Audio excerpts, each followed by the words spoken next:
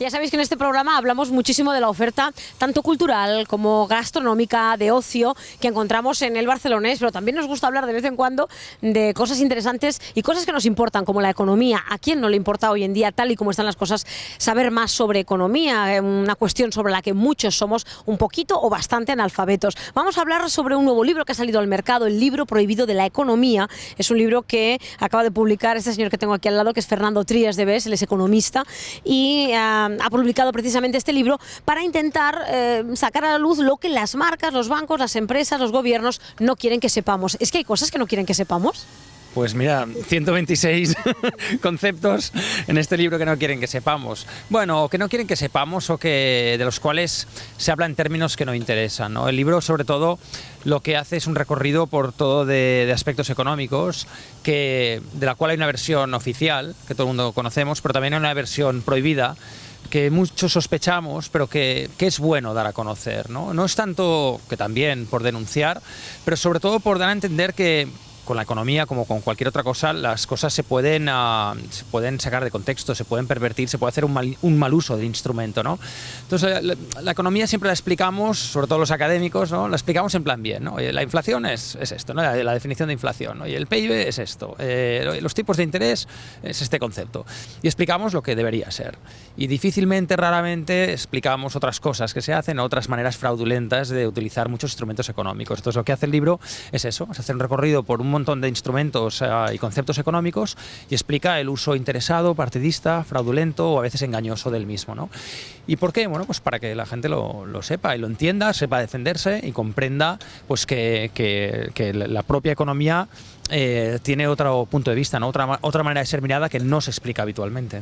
Tú has sido un hombre valiente, has dicho voy a contarlo, voy a explicarlo, además de una manera sencilla para los que no entendemos de economía podamos captar cuál es el mensaje del libro, ¿no? Que el libro nos dice que es que otra manera de vivir, otra manera de consumir, otra manera de mover el dinero es posible en el mundo. Es que la economía es muy sencilla, en realidad. O sea, lo que pasa es que los economistas la hemos hecho muy complicada o nos ha interesado hacerla muy complicada. Este es un libro muy sencillo, muy divulgativo, que puede leer cualquier persona, que incluso en institutos serviría para poder hablar de la ética, ¿no? o de los problemas de moral o de conciencia que hay detrás de determinados elementos. Por ejemplo, en la banca misma hay muchos directores de oficina bancaria que tienen problemas de conciencia, porque se ven obligados a vender productos financieros en los cuales saben muchas veces que el perfil de su cliente no es el apropiado, pero tienen presión por venderlo, ¿no? O sea, aspectos así, ¿no? Muy sencillos, aspectos de hasta dónde hemos llevado la economía, ¿no? Cómo hemos envilecido un poco una disciplina que puede generar muchísimas bondades, que podría generar pues un mundo muchísimo mejor, y cómo sin querer o queriendo y poco a poco traspasando una frontera y luego otra, pues al final acabamos perdiendo un poco el oremus,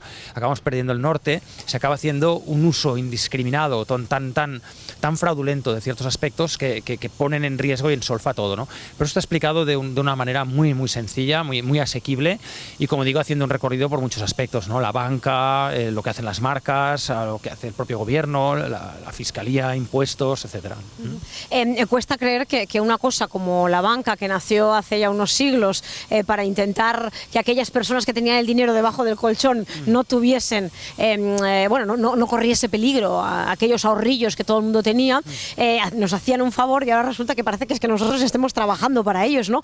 Se ha corrompido muchísimo la economía y sobre todo se ha vuelto muy perversa.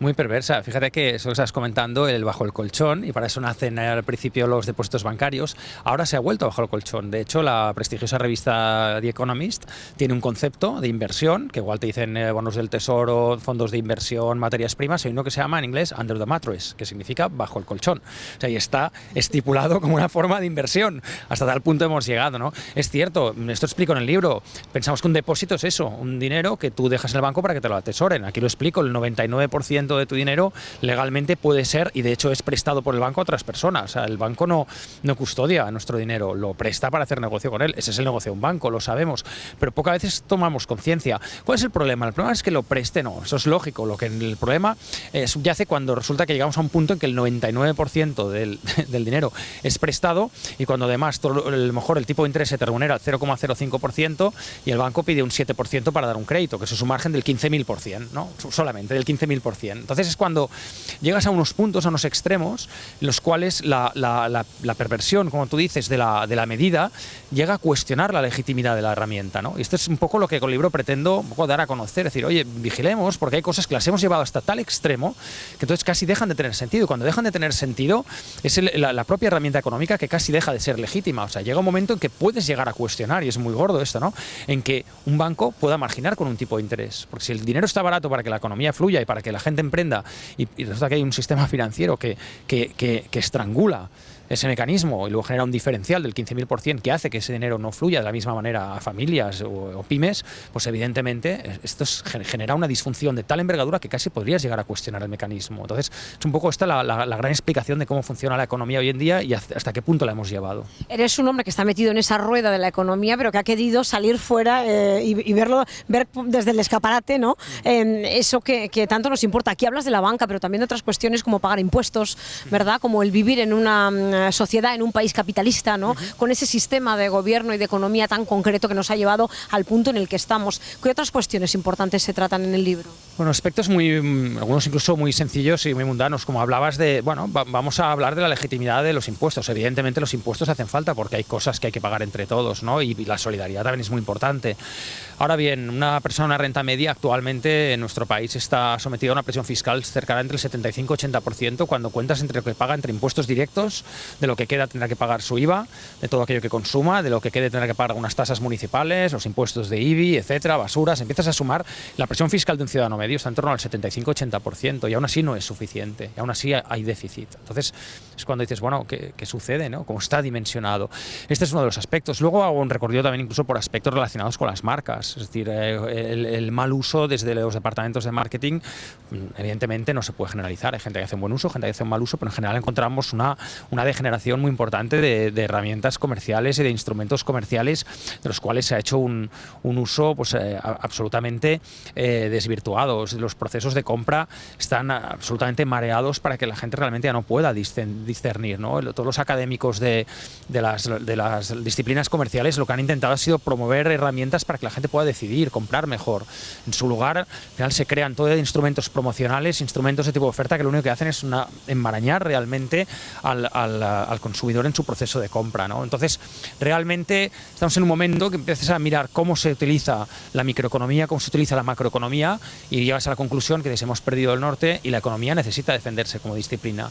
No está mal, yo creo que es benigno que la economía también se exponga como aquello malo que se puede hacer con la economía y no sencillamente para quejarse o para decir todo está hecho una porquería, sino sencillamente para poder sacarlo a la luz y que la gente también pueda tener conocimiento y por tanto defenderse mejor de todo ello. Tú entenderás, Fernando, que hay mucha gente que estará viendo esta entrevista y dirá, claro, es que nosotros, pobres de nosotros, ¿qué vamos a hacer si vivimos como vivimos y bastante tenemos con ir contando los eurillos cada mes y que no se estropee la lavadora, que entonces ya el presupuesto mensual se nos viene abajo, ¿no? Hablas de esto precisamente también en el libro, ¿no? De esa desesperación, de esa rabia que vive la sociedad, una sociedad inculta en cuestiones económicas, una sociedad que muchas veces compra porque por tradición ha sido así, ¿no? Va al banco y adquiere a lo mejor un compromiso con el banco porque, bueno, no hay otra manera de hacerlo y tampoco nos han ofrecido nada más. Porque hay una inercia, porque hay una buena fe. Lo que pasa es que han sucedido cosas muy gordas y muy graves y la gente cada vez menos, no, cada vez más afortunadamente se va dando cuenta de estas cosas, ¿no? Y la gente se agrupa y gracias a Dios el Internet 3.0 permite que la gente, unos adviertan a otros. Efectivamente hay un movimiento social y popular en defensa del propio consumidor, del propio depositante, de nosotros como clientes de entidades financieras, como gente que abona sus impuestos. Hay un movimiento en este sentido y de hecho también a nivel político todos los cambios que están habiendo y emergiendo nuevas formas políticas tienen mucho que ver con este gran descontento. Lo que pasa es que es muy necesaria la cultura, lo que tú decías, es muy necesaria la formación. O sea, desde muy pequeños tendríamos que enseñar incluso en las facultades de economía, que cuando a una persona permites que se hipoteque más de 30 años, estás generando un sistema prácticamente de esclavitud. Entonces, hay cosas que hay que empezar a examinar. Si no se les pone un límite, reflexionemos de cuál es la consecuencia. ¿Qué significa que una persona pida una hipoteca a 60 años que se había hecho en este país? Significa que yo me endeudo durante toda mi vida y traspaso parte de mi deuda a la siguiente generación. O sea, esto es de un punto de vista humano es absolutamente denigrante, o sea, es kafkiano. Entonces es importantísimo que estas cosas se haga una reflexión de dónde está el límite, porque si no hay límite, entonces es cuando entramos en la perversión, y esto es cuando todo deja de tener sentido, ¿no?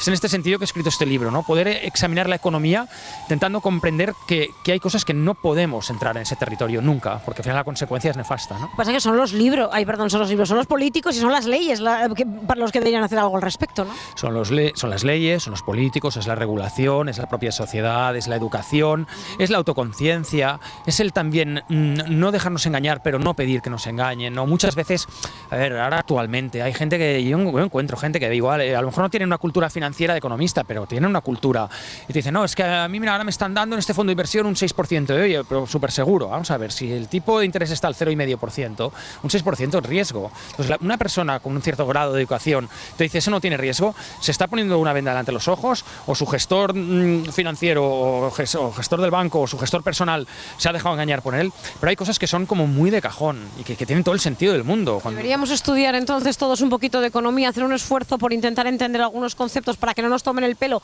quizá en vez de quejarnos tanto.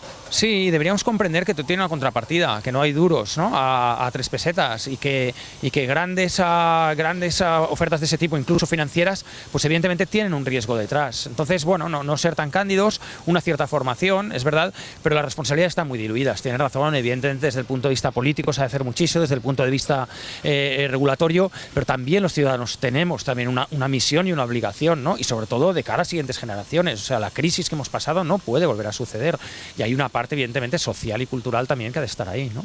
Bueno, en eso también juegan un papel importante los políticos y sus leyes educativas, ¿no? Para intentar incentivar el estudio de conceptos económicos básicos que en nuestra época no estudiamos. Este libro decepcionará a los estudiantes de economía que están ya intentando entrar en esa rueda, a toda esa gente joven que sube ahora y que de una manera o de otra están relacionados con el mundo del dinero.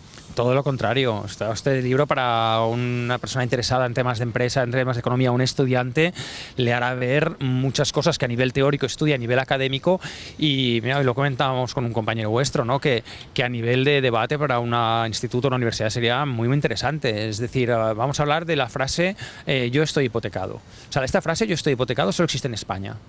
O sea, la forma del verbo estar hipotecado, no sé si se llamará reflexiva o de qué tipo es, no existe en otros países porque se hipotecan cosas, no se hipotecan personas. Entonces, esto para un estudiante de economía es muy interesante porque abre una reflexión ética, moral, social de ciertos aspectos económicos. Todo lo contrario, es decir, esto te explica las cosas cómo deberían ser y hasta qué punto las podemos llevar. Y a partir de ahí puedes abrir una reflexión muy interesante sobre cuáles son los riesgos de entrar en según qué prácticas, ¿no? Eso que tú has dicho antes, unir economía y ética, que cada vez parece ser que van más de la mano, ¿no? Es fundamental. Es que la economía solo la puedes entender como una ciencia o una disciplina profundamente humanística. Es que yo no entiendo este divorcio. Bueno, tenemos mucho que ver los economistas, ¿no? De economía como si no tuviera que ver con la ética, con la sociedad. Es que la economía es una disciplina puesta al servicio de la sociedad. Es que no puedes desligar la economía del individuo, de la persona. Es que entonces hemos perdido todo sentido. Es que si la economía son números, es PIB, es IPC y es subida de la bolsa, es que ¿para qué existe todo esto? Existe para las personas. Bueno, otra cuestión que también se habla en este libro, ya no me quiero alargar más, pero es cierto que hablas de que estas subidas y bajadas de términos económicos muchas veces son pequeños engaños y pequeñas maniobras que hacen para que caigamos otra vez en lo mismo, ¿no? Muchas veces hay cosas absolutamente absurdas. A ver, ¿cómo puede ser que alguien pueda ser propietario de una empresa durante 3 segundos? O sea, yo puedo comprar acciones de una empresa del IBEX 35 y venderla a los 3 segundos. ¿Tiene sentido que seamos propietarios o tenga acciones de una empresa 3 segundos? O sea, es que son cosas que carecen de toda lógica, ¿no? Y es un poco este límite del que hablaba. Y las cosas que llegadas hasta un cierto punto dejan de tener sentido. O sea, una persona ahí te podría decir, puedo estar en desacuerdo en que se compran y venden acciones. Yo evidentemente estoy de acuerdo, pero es que si lo llevas a una cierta práctica, deja de tener sentido. Bueno, son cuestiones más, no metafísicas, pero sí que tienen que ver mucho con la conciencia, ¿no? Con la buena conciencia, con toda esa gente que nos vamos a dormir con la conciencia tranquila porque no estamos metidos en según qué embrollos económicos. Nos quedamos con este título, El libro prohibido de la economía, de Fernando Trías de Bes. Muchísimas gracias. A vosotros, esta otra.